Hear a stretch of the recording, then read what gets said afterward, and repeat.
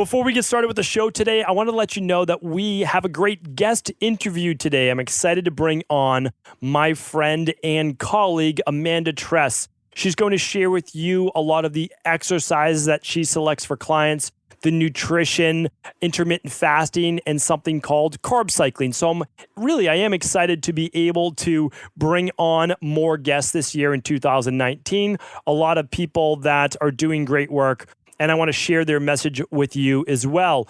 So let me know, as always, if you have any questions. You can follow myself and Amanda, just right on Instagram, easiest way to find both of us. And of course, you can head on over to the show notes today for all of the links, which of course we will provide. Take care, enjoy the interview, let us know what you thought. Welcome to the Cabral Concept, where board-certified naturopath and integrative health practitioner Dr. Stephen Cabral shares how he was diagnosed at the age of 17 with a life-altering illness and given no hope for recovery. It was only after studying and traveling all over the world did he discover how to combine ancient Ayurvedic healing practices with state-of-the-art naturopathic and functional medicine to fully rebalance the body and re-energize it with life. It's time to discover how to get well, lose weight, and finally feel alive again. And now, here's your host, Dr. Stephen Cabral. Hi, everyone, and welcome back to the Cabral Concept. I'm excited to be speaking with you today, and that's because we have an amazing guest on the show. Her name is Amanda Tress. I'm going to have her introduce herself in just a moment, but Amanda and I met just about 2 years ago now, and we had a great connection. Two people that really came up through the fitness-based industry, have been in it for many years, and are looking to ideally transform the space of fitness and health overall to teaching people that losing weight, getting in shape is much more about than simply counting calories or over-exercising for an hour and a half a day like many of us were taught years ago. So, Amanda, excited to have you on the show. Can't wait to have you share all of your knowledge with my community. So, again, thank you for coming on the show. Thank you. I'm thrilled to be here. So, I always like asking people this question when we start our interviews, and I do hope to be doing these this year because I just feel that their perspectives, such as yours, is going to be great for my audience to connect with. And so, when someone asks you, they basically say, like, what is it that you do? How do you respond to that? I typically say I empower clients to transform their lives physically through the Faster Way to Fat Loss, which is the most effective fat loss program on the market. But I also equip women and men to earn significant income via my certification or my influencer program, so they can then recirculate their wealth to their family, their church, and community. Excellent. And I know that you're big on that, meaning that Yes. You have no problems with talking about earning a great income and all of those Yes. things because of what you do with it. So it's Yes. not the accumulation of money, but rather the recirculation. You know, Absolutely. you make money and then you give it to your church, you give it to others in need. And I know that you're big on that. So that's amazing. And we'll probably touch on that towards the end as well. But I would love to hear, because you didn't end up here just in a day or even a year. So how did you get started in the health and fitness space? What did that look like for you? Yeah, so I often say the fitness industry chose me. I did not choose the fitness industry. I actually had my own health struggles in high school, and I know you and I share some similarities there. I was on blood pressure medication. I was about to go on metformin for some blood sugar issues. I was horrendous when it came to my eating habits. I was active and played quite a few sports, but my family just did not understand the value of whole food nutrition. We spent much more time in fast food lines or at the Ponderosa, the buffets, the Golden Corral, versus having any sort of healthy foods. And when I got to college, I looked around and realized that I was the only one of my peers on blood pressure medication. When I went to a doctor in high school, he said, well, listen, you have family members with high blood pressure, you have family members with this or that, you're just destined to be on medications for the rest of your life. And my two older sisters are morbidly obese even to this day. And my family just, again, did not have healthy habits. But my doctor never one time asked me what my lifestyle was like or the foods that I was consuming. And so when I got to college and I looked around and I said, this is just kind of odd that I'm the only person I know on medication. I decided to educate myself regarding a healthy lifestyle, regarding proper nutrition.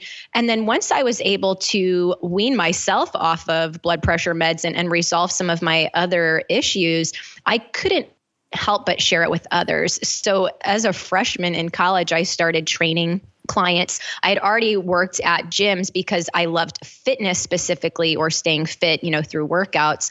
But once I was able to effectively transform my own life, I started sharing that with others. And I ended up working with about 60 clients at my alma mater, students, faculty members, staff members, traded hours for dollars for several years, which, many of us are familiar with that. And then I eventually cracked the code on how to scale an online boot camp, an online virtual boot camp. But that's how I got started.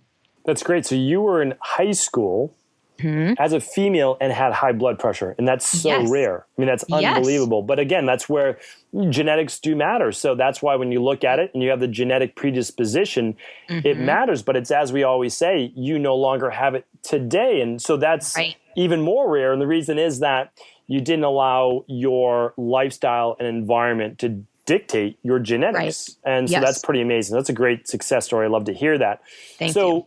If we look back and you first started training your clients and you were a freshman in college, let's just even say through college, what did your programs look like back then? And then we'll talk about what they look like today. Because most of us, we start out with, like for me, for example, I was doing the training splits. I was doing more of a bodybuilding routine. And I'm not going to say it didn't work, but you need to be working out 5-6 days a week and training multiple times per week. There are better ways to do it now.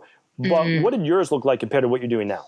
Yeah, really good question. And it's a little bit embarrassing to admit, but let's remember it was about 10 to 15 years ago. So here's what I did with my clients back then. We had a calories in, calories out mentality. We did quite a bit of cardio, kind of that biggest loser strategy where we would, hop on the elliptical or the treadmill first as a main priority through the session. We would incorporate strength training, but it was a bit of an afterthought back then.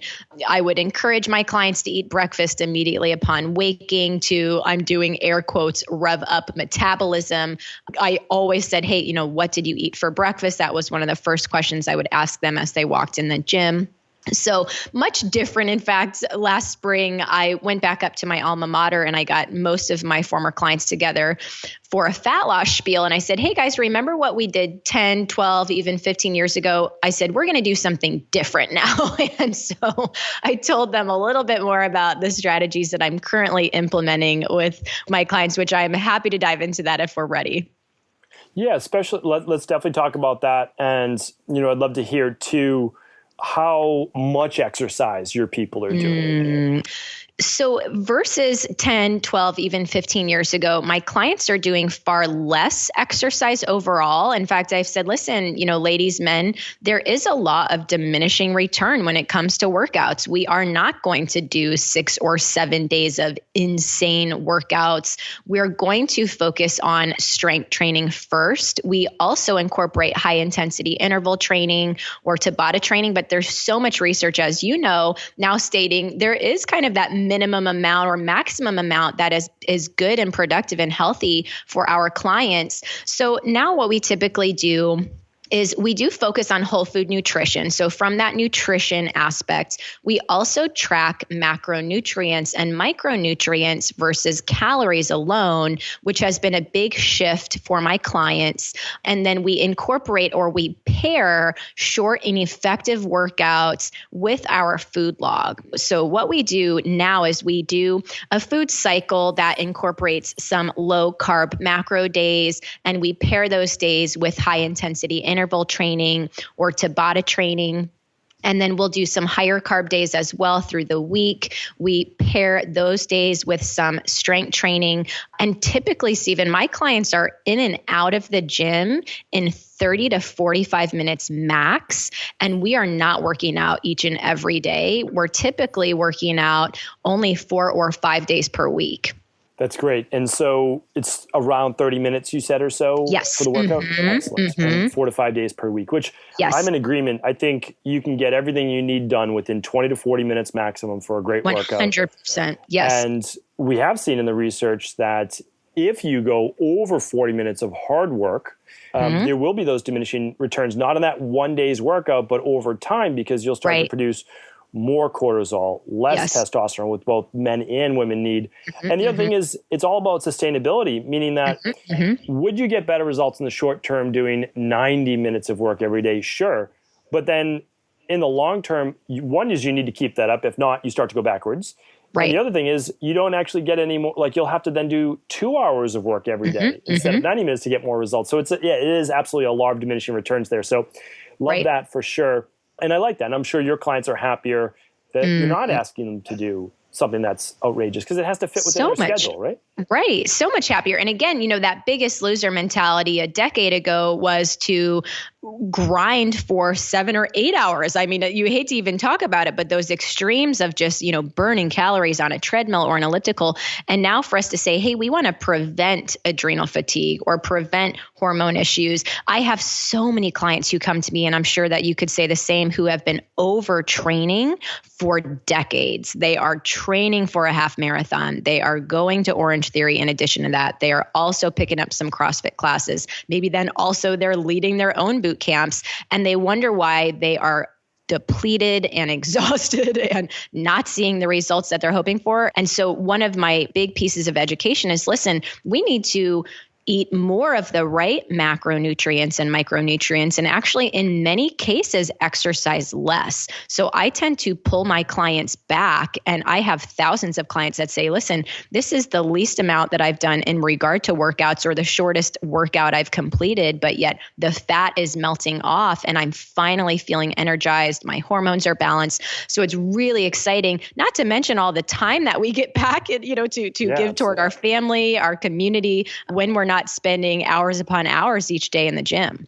Completely agree. And it's almost, I would say, the more that someone's dieting, the less they should be exercising. Yes, and 100%. Because you can't deplete yourself on both sides of the equation. It's just going to shut your metabolism down, because your body's like, okay, you're not going to feed me enough of the macros and micros like you spoke about. Well, then I'm just going to slow metabolism so that we don't need to burn that many calories a day in order to maintain the weight that we're at, because it looks at a detriment. So I completely agree at that. And we work with a little bit different, more on a hormone-based level, but a lot of spin instructors, a lot of group exercise instructors come in and they say, why have I plateaued? I'm teaching 3, 4, 5 classes a day. And we're typically like, it's because you're teaching 3, 4, 5 classes a day. So your body, we need to get you teaching the classes, but more vocally and walking around and cueing people and looking at forms. So you can still do it, but you can't work out 5 classes a day yourself. That's certainly not going to be helpful from a metabolic-based perspective. Absolutely. Because I know that you have a set program, 4 or 5 days a week or so, but what's the minimum that you believe someone could do in terms of exercise if they're eating well in order to still transform their body? Yes. And I'm so glad that you added, if they're eating well, because of course you and I both know nutrition is so important. I started in the fitness industry. I've been a trainer for 15 years, but at the end of the day, if we're not focused on whole food nutrition, then it will be very difficult to see any sort of physique change. I usually ask my ladies and men to give me 2 or 3 intense days in the gym per week. We do a back day and a leg day where we really focus on heavy lifting. But even then, I do not want people to overexert or go very hard if they've had a really stressful week, if they haven't gotten enough sleep. In fact, we have a fat loss pyramid with a list of priorities, and our number one priority is nutrition, whole food nutrition, intermittent fasting. We do a gluten-free, dairy-free diet as well. But then our second priority is rest. And I say, listen, this is the first fat loss program where your trainer is telling you that rest is more important than the fitness component here. So we definitely listen to our bodies. And if it's been a really difficult week at work, or we just realize that, gosh, working out today would actually kind of take us a few steps backwards instead of forwards. And I practice this. I preach it and I practice this. 2 days ago, I said, hey, listen, I'm just not going to do my workout. I'm going to take a walk outside with the kiddos, get some vitamin D, but it would be actually worse for me to go into the gym and grind through high intensity intervals. It's kind of feeling something come on even through the day. So was able to kind of fend that off and prevent getting sick because I listen to my body. But usually I tell my clients, I say, listen, give me 2 intense days in the gym per week, if possible, with the strength training. So again, leg day, back day. And then we do usually 2 high intensity interval or Tabata workouts per week as well. And then, 1 or 2 other just kind of lighter, more active recovery workouts. It's great. And the research backs up a minimum of 2 days a week. Can't do just one. I was actually having a chat with my personal training team about this. And that's just the truth. It's not that one is a waste of time. It's just for even bone loss, for keeping muscle on. You have 6 days in between. I mean, if you just look at it like that, it's too long. But if you were to do a Monday, Thursday, you would never really have more than the 72 hours. But I mean, I agree. If you can get 3 days a week, I mean, it's fantastic. Monday, Wednesday, Friday, if you're not able to do the weekends because of family, or Tuesday, Thursday, Saturday, I just think it is fantastic. So that's great. I mean, even myself, I look at it as I have my gym days, but then I have my home workout days. Yes. My gym days are going to be bigger, and I can dedicate the time, and I can really enjoy it. And then the home ones are, okay, I got my 2 daughters on my back while I'm doing push-ups on the floor. My dog's licking my face. Like, I'm just getting that workout in to get the workout in because I know that it's not going to be the world's greatest workout, but it's going to keep me moving forward. So absolutely, those are great too, I think. Absolutely. Now yourself, you've been doing your program for a while now. We're going to talk about that just in a moment, but what do your workouts look like? Do you follow the same program, or do you like to do things a little bit differently? What does it look like for you? Thank you for asking. It's funny because I remember, following different trainers a decade ago and using their DVDs and then thinking to myself, like, I really don't think this person does this DVD on a regular basis, or I don't actually think this is what this person does for their workout. I follow my Faster Way to Fat Loss workouts to a T. I do them with my community each and every day. And it's cool because we now have a live workout component where we actually work out together as a community. And typically we do high intensity interval workouts for about 20 to 25 minutes on Monday or Tuesday.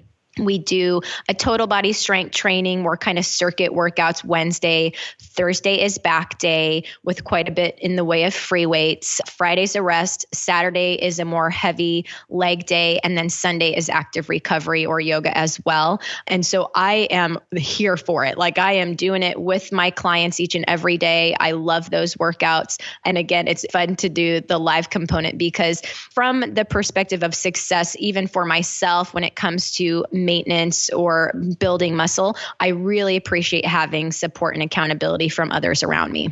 That's great. And so you're doing your workouts typically just filling the online community, or you're working out with your husband or someone else in your team? Like, how does that work? Recently, I have been working out with a couple of my team members every day, either at my house or at the gym. And usually I have a group around me working out no matter what gym I'm at or where I'm going. In fact, my last gym, I had a little group of guys from the free weight room who watched me burn fat very quickly after having my 3rd baby. And so they started kind of asking what my workouts were like and if they could join. So I had my little group there, and now I'm at a new gym and I have another little group, and I'm not training them. I'm just working out with them, but I love even that community aspect. So what we do is we work out together and then we film them live so that the rest of the ladies and men in our Faster Way to Fat Loss community can join in. And typically Brandon's involved in that as well. He is my husband, and we've been best friends since 1st grade, kind of inseparable. And we've worked out together for years and years. And for me, that's a lot of fun. Oh, that sounds great. Yeah, a lot of fun. I want to ask you where you believe the fitness industry is heading in just a moment, because I would like to hear that.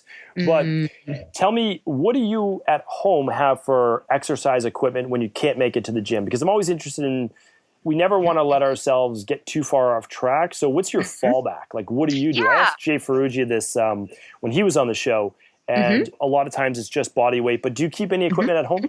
I have a little fitness studio set up in my other house, and we simply have yoga mats. We have weights, I believe, 5-pound weights, 8-pound, 10-pound, and 15 pounds.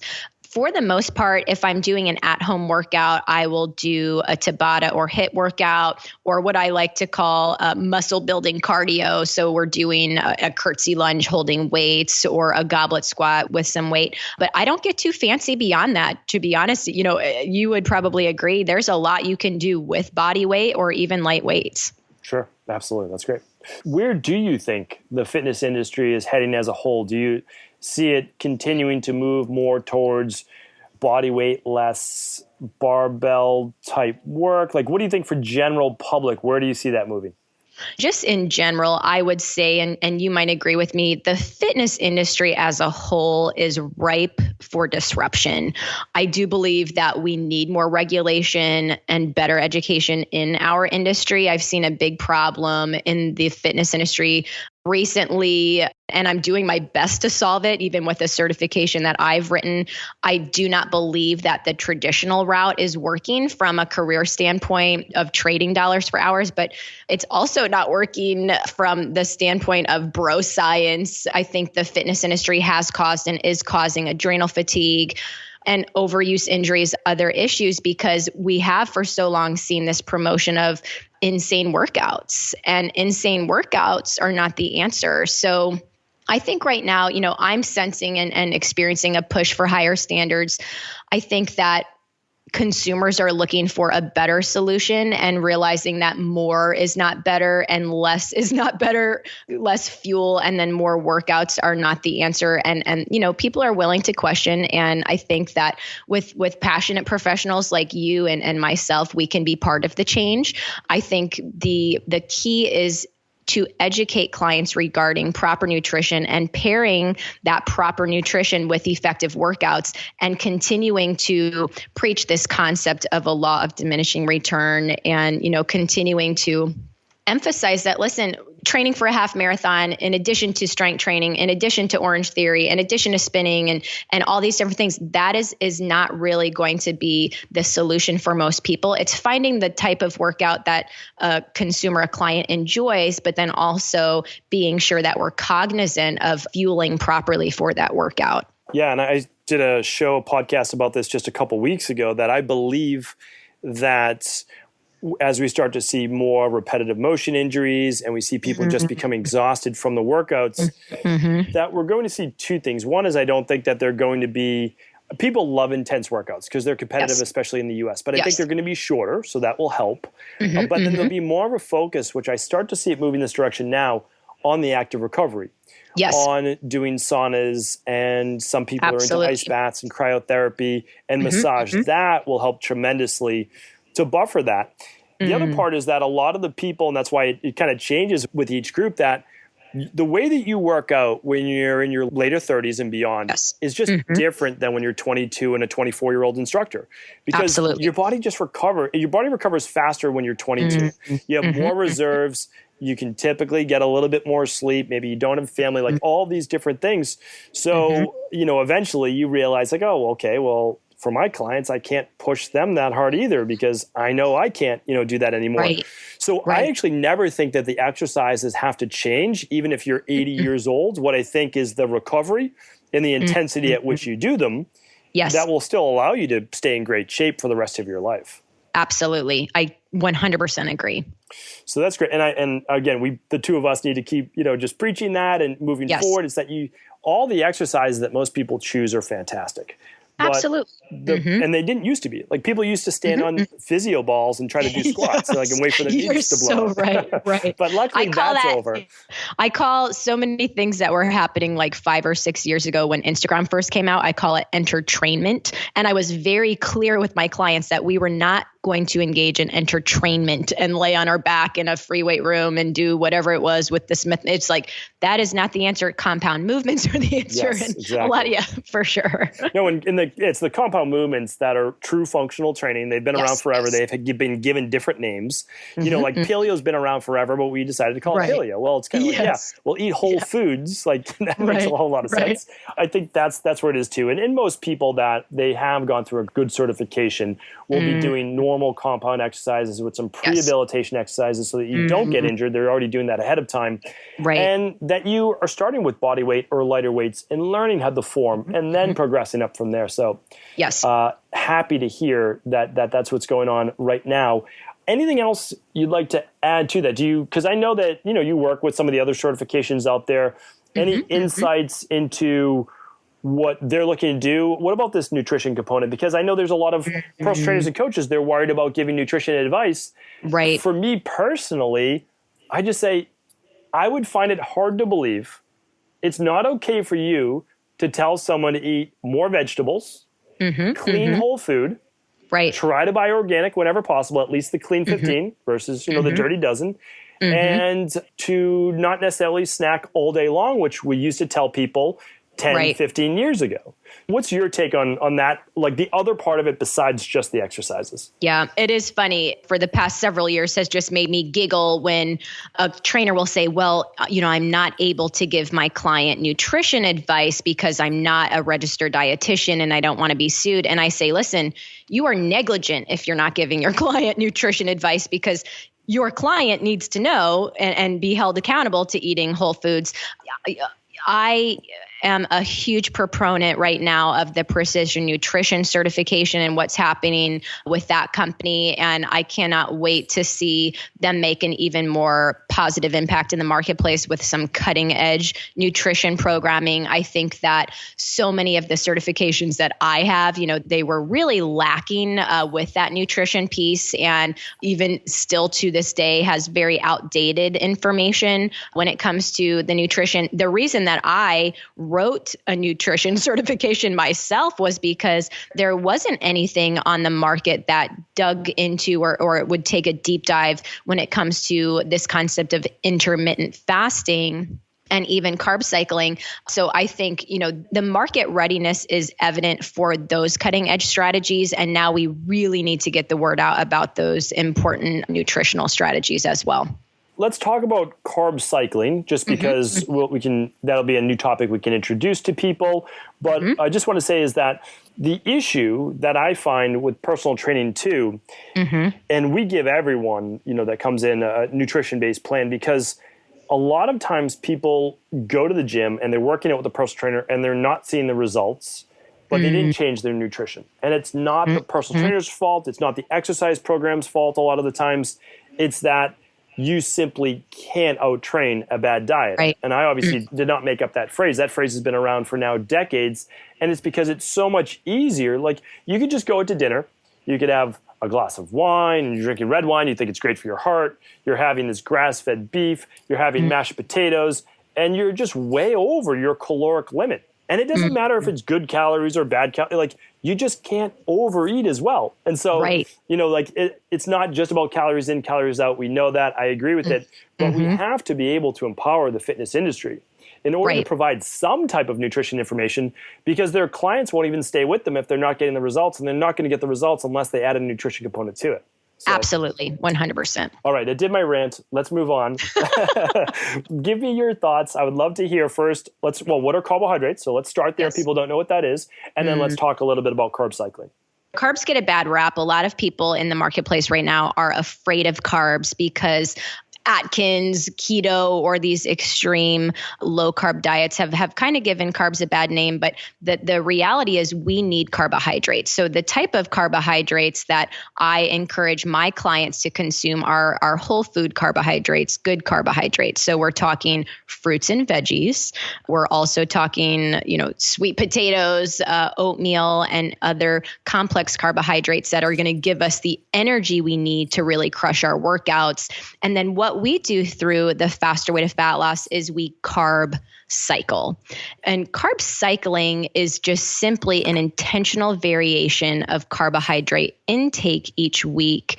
And most carb cycling plans, and my Faster Way to Fat Loss plan in particular, consists of both high carbs and low carb days. So on Monday and Tuesday, we do what we term a low carb macro day.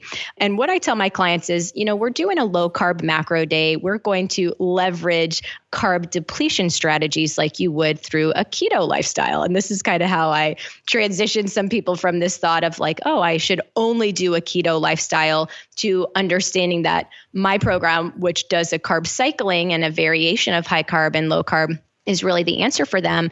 And then Wednesday through Sunday, we actually do higher carb days and rev up thyroid function and all kinds of, different benefits for consuming carbs. And then I base our cycle on the workouts we'll be doing to pair with that food log to maximize our fat burn and energy levels.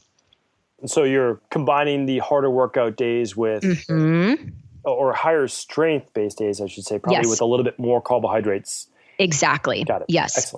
Excellent. So what's been the feedback from your community? Do they like having to track that? Do they find it fun? What are the drawbacks? How do you overcome those? Most of my clients come to the Faster Way to Fat Loss with no prior experience tracking macronutrients or cycling their carbohydrates.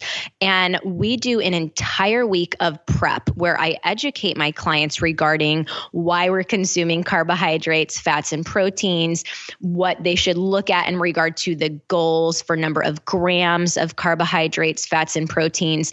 The first week is truly just simply an educational week. They are not required to even experiment or test the tracking of the macros. But then through the first week, we throw them into the deep end. We say, okay, we're going to start on Monday with a low carb macro day, where we consume less than 50 grams of net carbs. So meaning total carbs minus fiber equals net carbs. And I have them use the MyFitnessPal tool, and we track those carbohydrates and macronutrients in general.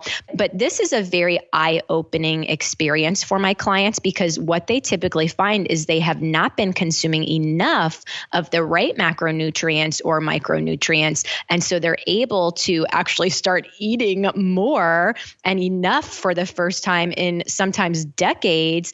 And the response is absolutely incredible. And the coolest part about it, Stephen, is many of my women, they're eating more than ever before. They're working out less. And by week 2, day 3, they are watching the fat melt off their bodies. And they say, I never, ever would have expected that eating more, it would be the answer, through a fat loss program specifically. So it's very exciting. Excellent. And then how are they going to maintain their results? And obviously, we're talking about your Faster Way to Fat Loss program right now. So we're going through the program, and then how are we maintaining? So we go through a 6-week program with a strategic food cycle where clients are tracking macronutrients and pairing workouts with their food log. And after going through the 6-week program, we transition our clients into what we call the VIP membership. In the VIP membership, I educate clients regarding how to adjust their macronutrients and goals and how to continue the momentum toward their goals. And our focus is progress, not perfection. So we're always hoping to feel consistent progress and passion. But through the VIP membership, we have clients work with a registered dietitian to look at, their particular body type and their activity level and different factors that would help us really tailor a more custom plan, because there truly is no one cookie cutter, one size fits all answer for any client coming into the Faster Way to Fat Loss. But the initial 6 weeks is really a jump start. It's a kickstart. And one thing that I didn't mention earlier is we do intermittent fasting each and every day. We do the 16-8 protocol. Unless a client is coming in with a thyroid issue or adrenal fatigue, then we typically do a 12-12. But once they transition into VIP, we're able to customize and then help our client, empower our client continue the momentum.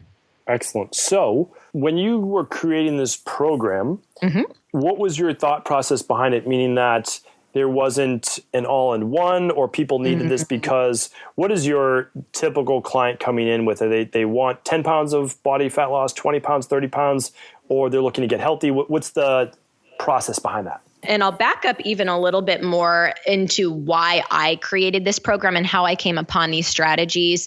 About 4 and 5 years ago, many of my gym clients were in a plateau, and I was also struggling with my own health issues. Once again, I, in high school had blood pressure issues and blood sugar issues, was on medications.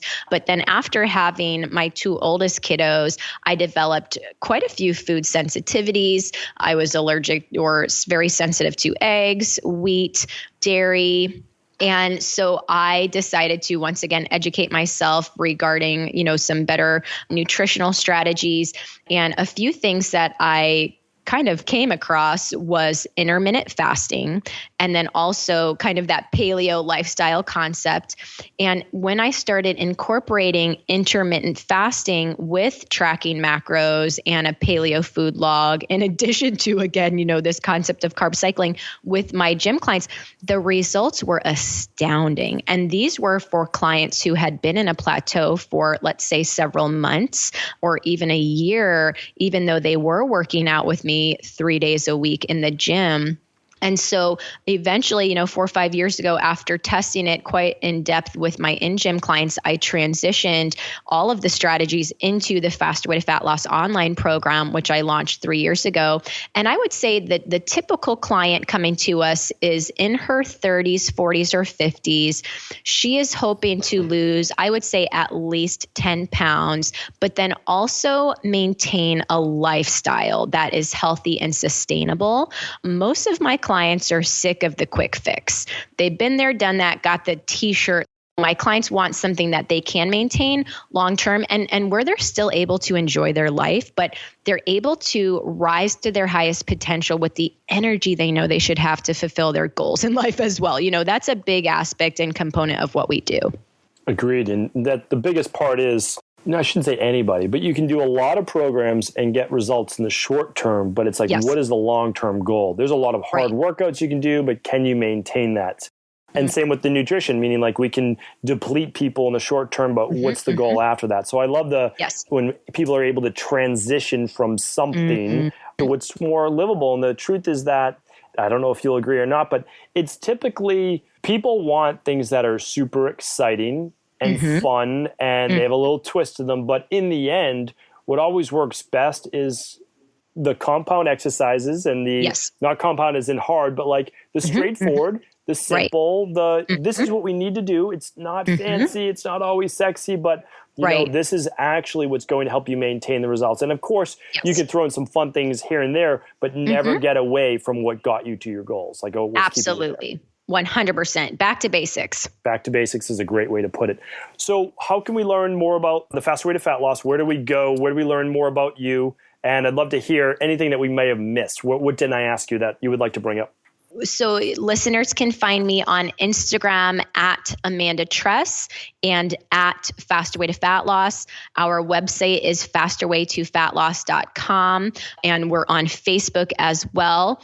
In regard to topics we didn't address, I would love to loop back to the concept of mindset and a focus on progress over perfection. I do find that many clients come to me and they're just simply accustomed to counting their defeats and their losses instead of their wins. And so I say on our very first live training, I say, listen, ladies and gents, I say, we are going to rejoice in our daily victories. So instead of saying, oh, I didn't quite drink enough water today, or I didn't quite crush every set and rep of the workout or hit my macros perfectly, we're going to rejoice in the victories with each other as a community. We're going to rise together as a community. Every Friday, we discuss our wins for the week, and we really shift our mindset to being optimistic and positive and grateful. We trust the process, but I do find that's an important component for success for my clients.